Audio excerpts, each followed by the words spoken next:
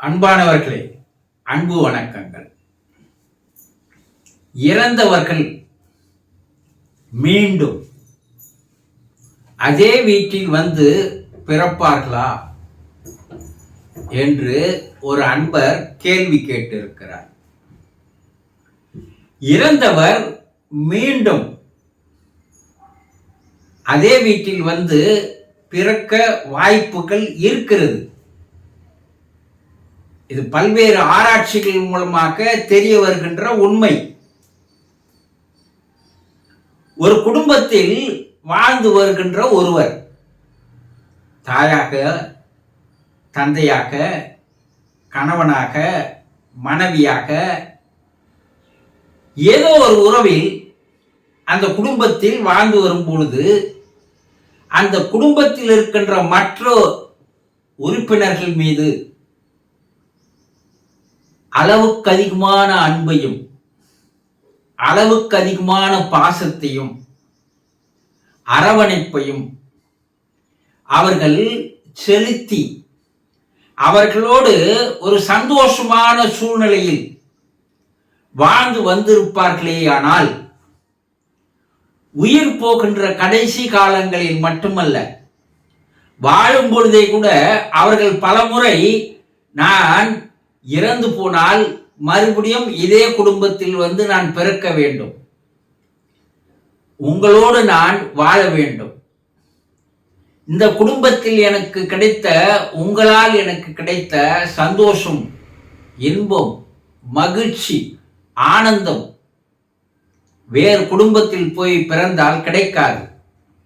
ஆகவே இறைவா, என்னை மறுபடியும் இதே குடும்பத்தில் எடுத்து வந்து என்னை பிறக்க வை என்று வாழும் பொழுது அவர்கள் மற்ற குடும்ப உறுப்பினர்களிடம் அடிக்கடி சொல்லி வந்தாலும், இல்லை இறைவனிடம் பிரார்த்தனை செய்யும் போது, இறைவா, நான் அடுத்த ஒரு பிறவி எனக்கு இருந்தால் மறுபடியும் இந்த குடும்பத்திலேயே என்னை கொண்டு வந்து பிறக்க வைத்து விடு என்று பல முறை இறைவனிடம் அவர்கள் வேண்டுதல்களை பிரார்த்தனையாக, கோரிக்கையாக வைத்து வந்திருந்தாலும் நிறைவேறுவதற்கு 100% வாய்ப்புகள் இருக்கிறது.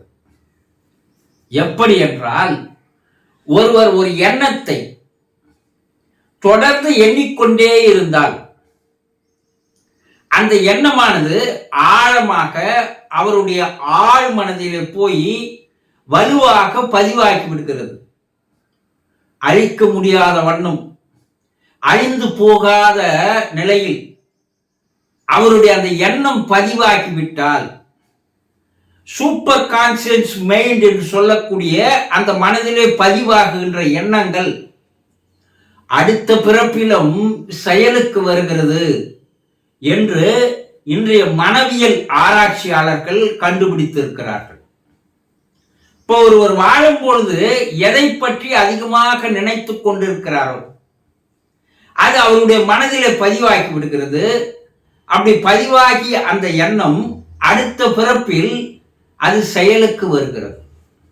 இப்ப இவர் வாழும் பொழுது பல முறை அதை சொல்கிறார், நான் மறுபடியும் இதே குடும்பத்தில் பிறக்கணும், இறைவா என்னை மறுபடியும் இதே குடும்பத்தில் எடுத்துன்னு வந்து பிறக்க வைத்துரு, எனக்கு வேறு எதுவும் வேண்டாம் என்று இவர் பல முறை கூறி வந்தால் இவருடைய மனதிலே பதிவாக்கி விடுகிறது.